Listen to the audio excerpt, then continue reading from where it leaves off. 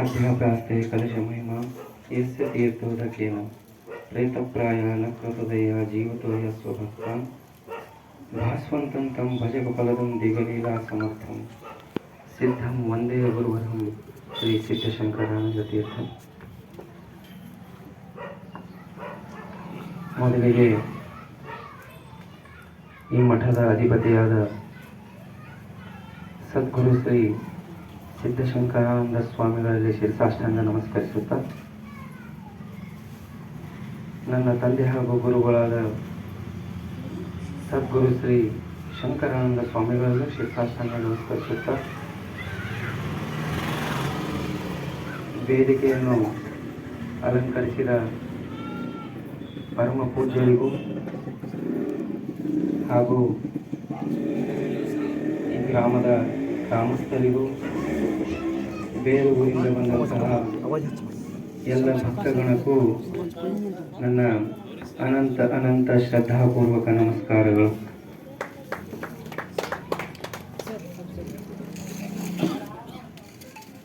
ಆಗ್ತಾನೆ ಎಲ್ಲರೂ ಮಾತಾಡ್ತಿದ್ರು,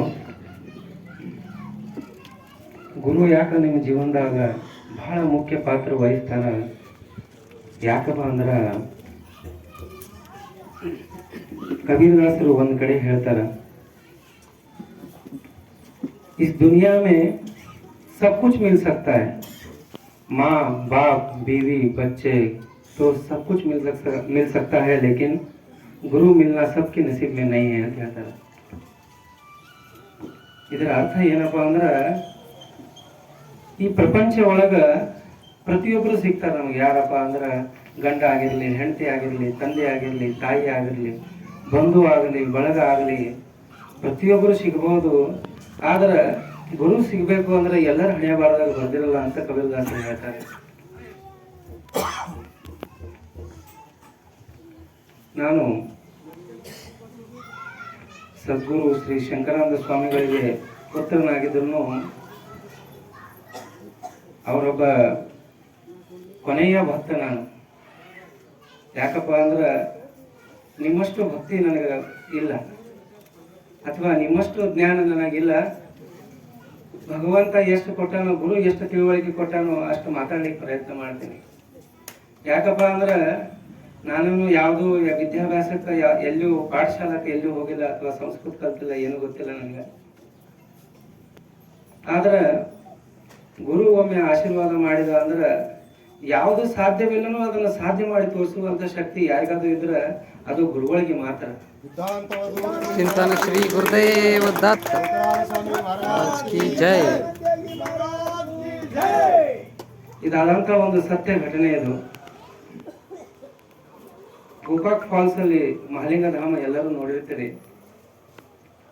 ಅಲ್ಲಿ ಗುರುಗಳು ಏನ್ ಮಾಡ್ಯಾರ ಅಂದ್ರ, ಗೋಡೆ ಮೇಲೆ ಈಗಾಗಲೇ ನೋಡಿರಿ ಎಲ್ಲ, ಇದು ಹಿತವಚನ ಬರ್ದಾರ. ಅವು ಉದಾಹರಣೆಗೆ ಏನಂದ್ರೆ, ವ್ಯರ್ಥವಾಗಿ ಸಮಯವನ್ನು ಹಾಳು ಮಾಡಬೇಡ, ಕುಳಿತಲ್ಲೇ ಕುಳಿತು ಪರರನ್ನು ನಿಂದಿಸಬೇಡ, ಜಾತಿ ಪಂಗಡ ಕಟ್ಟಿ ಸಮಾಜಕ್ಕೆ ಹೊರೆಯಾಗಬೇಡ, ಶ್ರೀ ಸಿದ್ಧಶಂಕರ ನಮ್ಮವನೆಂಬುದು ಎಂದೂ ನೀ ಮರೆಯಬೇಡ ಅಂತ.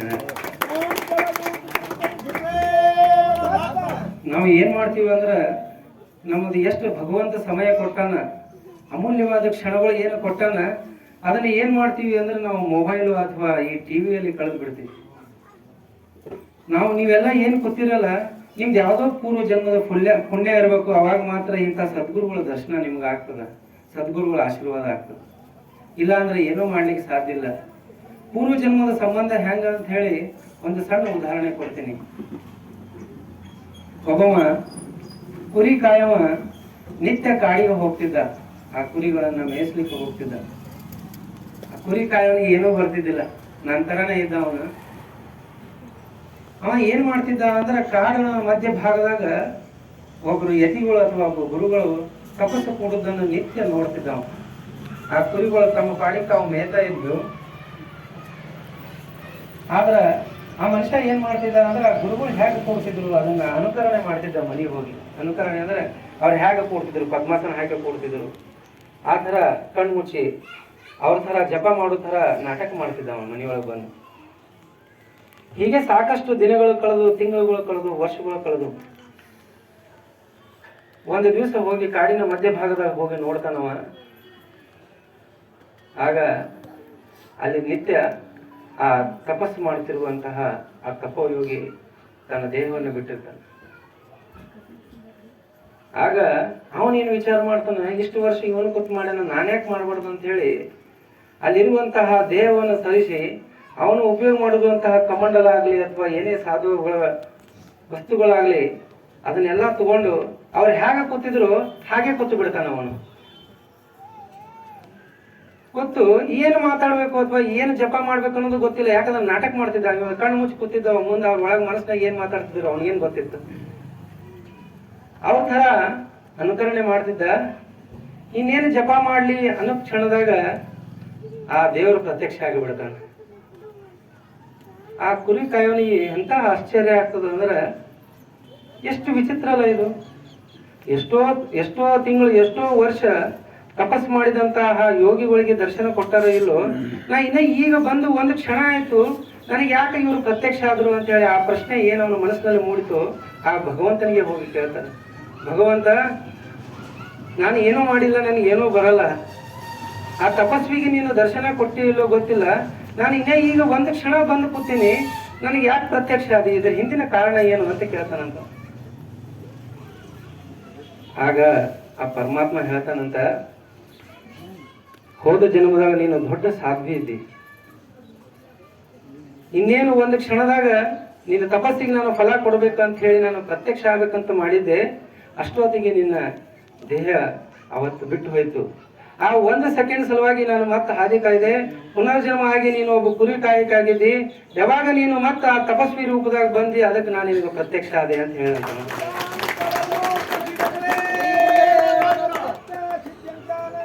ತಾತ್ಪರ್ಯ ಇಷ್ಟೇ, ನಾವೇನಾದ್ರೂ ಪೂರ್ವ ಜನ್ಮದಾಗ ಒಳ್ಳೆ ಕರ್ಮ ಮಾಡಿದ್ರೆ ಮಾತ್ರ ಇಂಥ ಸಾಧು ಸಜ್ಜನರ ದರ್ಶನ ಸಿಗ್ತದೆ. ಅದಕ್ಕೆ ಹೇಳ್ತಾರೆ, ಅರ್ಥಾಗ್ರಹ್ಯ ನಿವರ್ತಂತೆ ಸ್ಮಶಾನೆ ಮಿತ್ರ ಬಾಂಧವ ಸುಕೃತಂ ದುಷ್ಕೃತಂ ಶೈವ ಗಚ್ಚಂತ ಗಚ್ಚತೆ.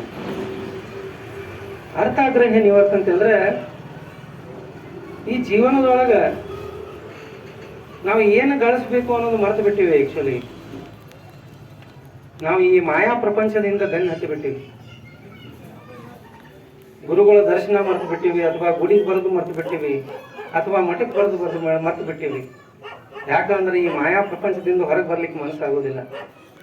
ಆದ್ರೆ ನಮ್ಮ ಹತ್ರ ಎಷ್ಟೇ ದುಡ್ಡು ಇರಲಿ, ಎಂತ ದೊಡ್ಡ ಅಧಿಕಾರ ಇರಲಿ, ಈ ಭೂಮಿ ಋಣ ಮುಗಿತು ಅಂದ್ರೆ ಇಲ್ಲಿ ಒಂದು ಕ್ಷಣನೂ ಈ ಭೂಮಿ ಮೇಲೆ ಇರ್ಲಿಕ್ಕೆ ಆ ಯಮಧರ್ಮರಾಜ ಬಿಡುವುದಿಲ್ಲ. ಹಾಗಿದ್ರೆ ನಮ್ಮ ಪ್ರೀತಿ ಪಾತ್ರರು ನಮ್ಮ ಜೊತೆಗೆ ಬರ್ತಾರ, ಅವರು ಬರಲ್ಲ. ಹೆಂಡತಿ ಆಗ್ಲಿ, ಗಂಡ ಆಗ್ಲಿ, ಮಕ್ಕಳಾಗ್ಲಿ, ಮಿತ್ರರಾಗ್ಲಿ, ಬಂಧು ಬಾಂಧವರಾಗ್ಲಿ ಎಲ್ಲಿ ತನಕ ಬರ್ತಾರಂದ್ರ ಆ ಸ್ಮಶಾನದವರೆಗೆ ಮಾತ್ರ ಬರ್ತಾರೆ. ಹಾಗಿದ್ರೆ ನಮ್ಮ ಜೊತೆಗೆ ಏನ್ ಬರ್ತಾವ ಅಂದ್ರೆ ನಾವು ಮಾಡಿರುವಂತಹ ಪಾಪ ಮತ್ತು ಪುಣ್ಯಗಳು ಬರ್ತಾವ. ಈ ಪಾಪ ಪುಣ್ಯಗಳನ್ನ ನಾವು ಹೆಂಗೆ ಗಳಿಸ್ಬೇಕು, ಇದನ್ನ ಹೆಂಗೆ ತಿಳ್ಕೋಬೇಕು ಅಂದ್ರೆ ನೀವು ಎಲ್ಲಿ ಬರಬೇಕು ಅಂದ್ರೆ ಮತ್ತೆ ಮಠ ಮಾನ್ಯ ಮತ್ತು ಆ ಗುರುವಿನ ಆ ಪಾದದಡಿಗೆ ಬಂದಾಗ ಮಾತ್ರ ಆ ಜ್ಞಾನ ನಿಮಗೆ ಸಿಗ್ತದೆ.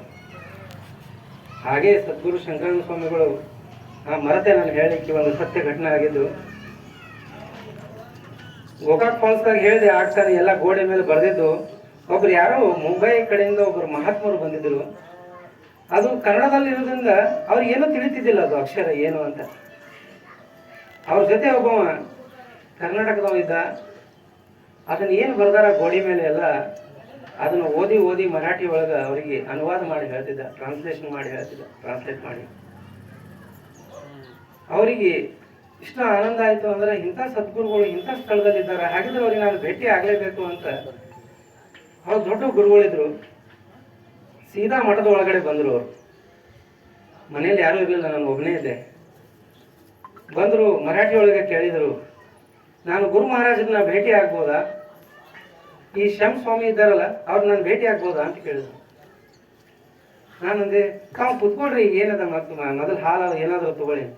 ಇಲ್ಲ ನಾನು ಒಂದು ಕ್ಷಣನೂ, ಮರಾಠಿ ಒಳಗೆ ಎಷ್ಟು ಚೆನ್ನಾಗಿ ಹೇಳಿದ್ರಂದ್ರೆ, ನಾನು ಒಂದು ಕ್ಷಣನೂ ಆ ಸಮಯವನ್ನು ವ್ಯರ್ಥ ಮಾಡಂಗಿಲ್ಲ, ದಯಮಾಡಿ ಆ ಶಂ ಸ್ವಾಮಿಗಳನ್ನು ನನಗೆ ಭೇಟಿ ಮಾಡಿಸ್ರಿ ಅಂತಂದ್ರೆ. ನಾವು ಒಂದು ಕ್ಷಣ ಹಿಂಗೆ ಹಾಳು ಮಾಡ್ತೀವಿ, ಆದ್ರೆ ಸಾಧು ಸತ್ಪುರುಷರಿಗೆ ಒಂದೊಂದು ಕ್ಷಣದ ಎಷ್ಟು ಮಹತ್ವ ಇರ್ತದಂತ. ನಾನು ಅವ್ರು ಕುತ್ಕೊಳ್ಳಿಕ್ಕೆ ಹೇಳಿದೆ ಅವರಿಗೆ, ಗುರು ಮಹಾರಾಜರು ದೇಹ ಬಿಟ್ಟು ಒಂದು 2-3 ವರ್ಷ ಆಯಿತು.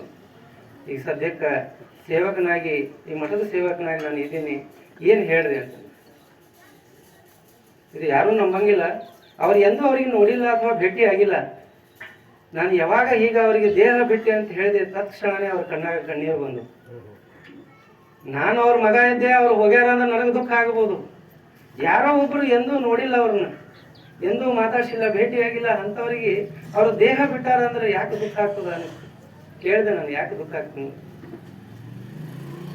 ಇಂಥ ಮಹಾತ್ಮರು ಇಷ್ಟು ಸರಳವಾಗಿ ಬದುಕಲಿಕ್ಕೆ ಇಂಥ ಸಮಯ ಬಹಳ ಕಡಿಮೆ ಇರ್ತಾರ.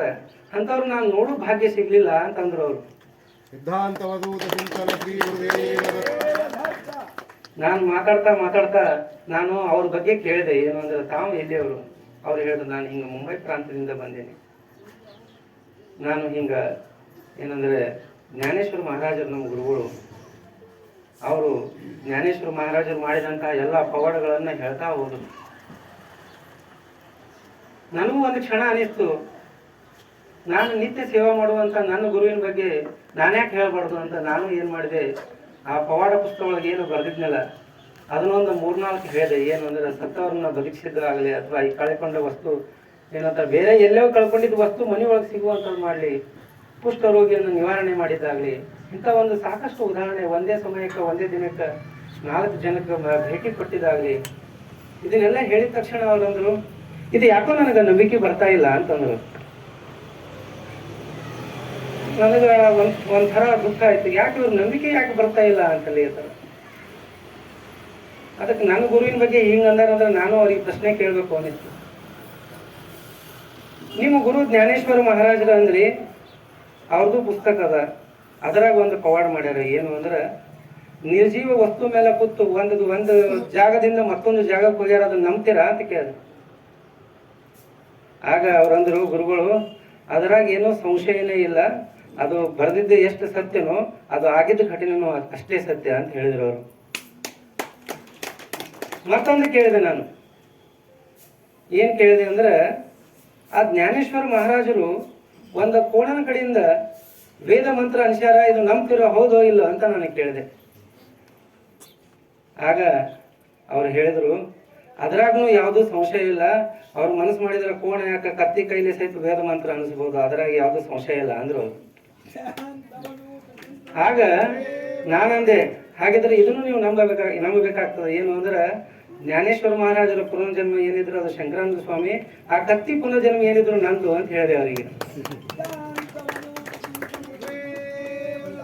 ಆಗ ಅವ್ರು ಕೇಳಿದ್ರು, ಜ್ಞಾನೇಶ್ವರ ಮಹಾರಾಜರು ಪುನರ್ಜನ್ಮ ನೀವು ಶಂಕರಾನಂದ ಸ್ವಾಮಿ ಅಂತೀರಿ, ನಾನು ಹೋಗ್ತೀನಿ, ಕತ್ತಿದ ಪುನರ್ಜನ್ಮ ನಿಮ್ದು ಯಾಕಂದ್ರಿ ಅಂತಂದ್ರು ಅವರು.